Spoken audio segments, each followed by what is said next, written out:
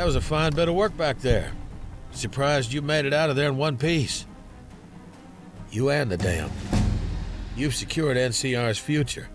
The administration sends its thanks for what it's worth.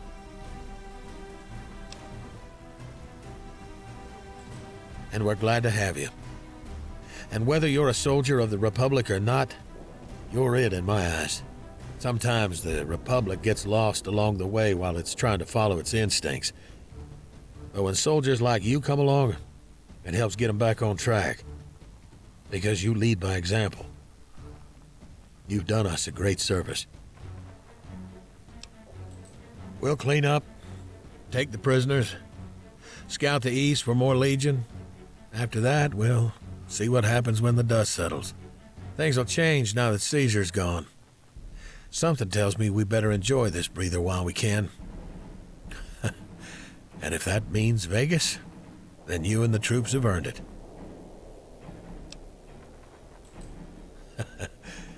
Fair enough. We'll clean up from here. Kind of curious how this is going to pan out in the long run. But I guess history will tell us in its own sweet time.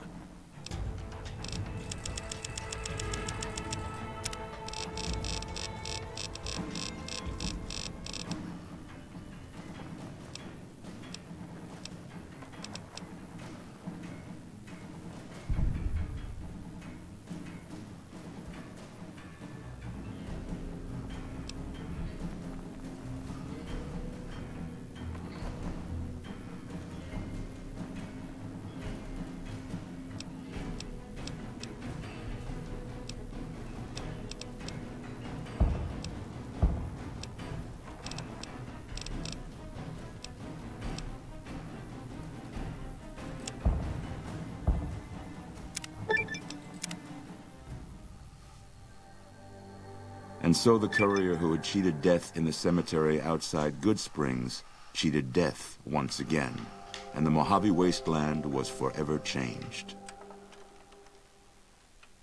The new California Republic celebrated its second victory at Hoover Dam, establishing definitive control over the entire Mojave Wasteland.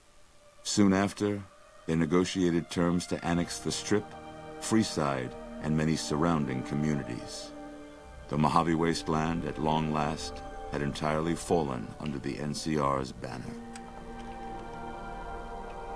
The courier, fair and even-handed in his dealings throughout the wasteland, was honored by the NCR for his support of the military at Hoover Dam. He was presented with the Golden Branch, the highest civilian decoration given by the Republic. Tabitha and Rhonda went east, through Caesar's land. Occasionally, tales of their exploits found their way back west, though few believed them. Eventually, the stories concerning the duo were collected and published, and proved to be quite popular with children. Convinced that his time as a gunslinger was past, Raul made peace with the idea of growing old. After traveling with the courier for a time, he retired and settled down in Outer Vegas, where he would spend his days fixing ancient machinery. With the help of the Gunrunners, the Boomers developed a healthy trading relationship with the NCR. Eventually, the Boomers began wandering out into the wasteland while still preventing outsiders from entering Nellis. The Brotherhood and the NCR in the Mojave Wasteland declared an official truce. As per their agreement, the NCR returned all suits of salvaged power armor. And in return, the Brotherhood helped patrol I-15 and Highway 95. Despite her departure from the group, the Brotherhood's peace treaty with NCR came as some relief to Veronica. Though she remained friendly with surface patrols, she was never again permitted to enter the bunker she once called home. Fearing for the safety of anyone she associated with, she continued her solitary life as a scavenger. Though weakened, the Fiends attacked McCarran during the Second Battle of Hoover Dam. NCR repulsed the attack with minimal losses and, in the following days, destroyed the remaining Fiend leaders, breaking their power forever. After the NCR's victory at the dam, The followers of the Apocalypse were pushed out of Old Mormon Fort during its occupation by NCR forces. NCR further encouraged them to leave Outer Vegas entirely, and the followers had no choice but to comply. Arcade had hoped that Freeside would be able to remain independent of NCR rule.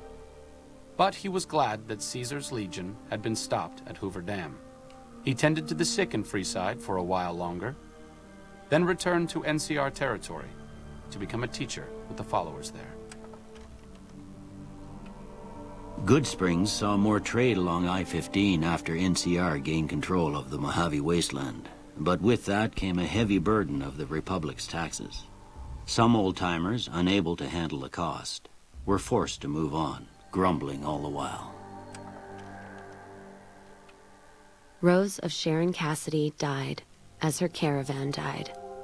In an unmarked grave, another victim of the Mojave. During the Battle of Hoover Dam, the Great Khans quickly evacuated Red Rock Canyon and headed north and east into the plains of Wyoming.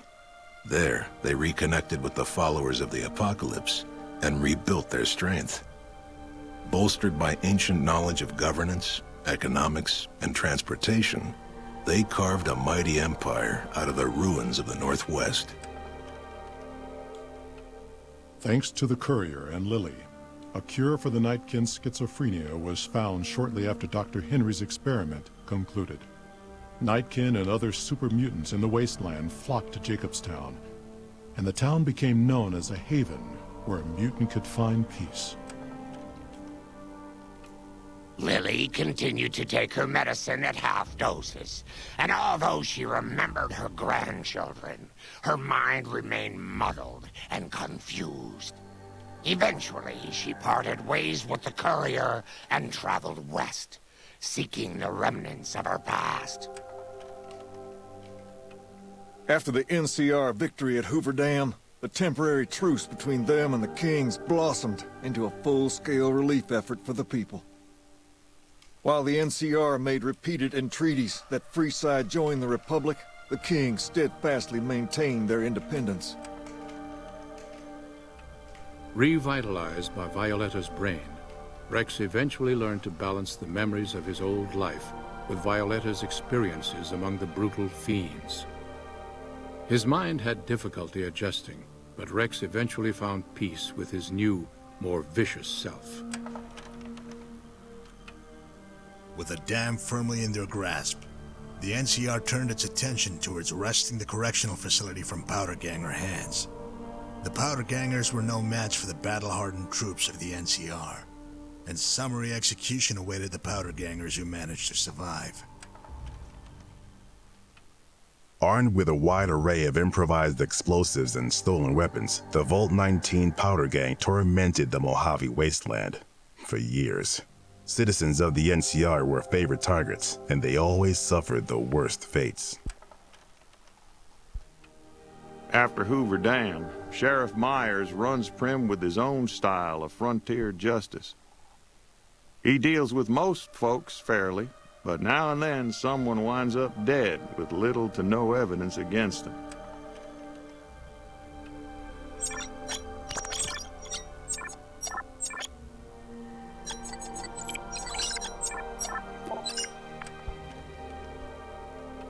After their bold arrival at Hoover Dam, the remnants disappeared as quickly as they came. Legends of their power spread throughout the Southwest, a reminder of why people once feared the sight of vertibirds in the sky. And so the Courier's road came to an end, for now. In the new world of the Mojave Wasteland, fighting continued, blood was spilled, and many lived and died just as they had in the old world. Because war never changes.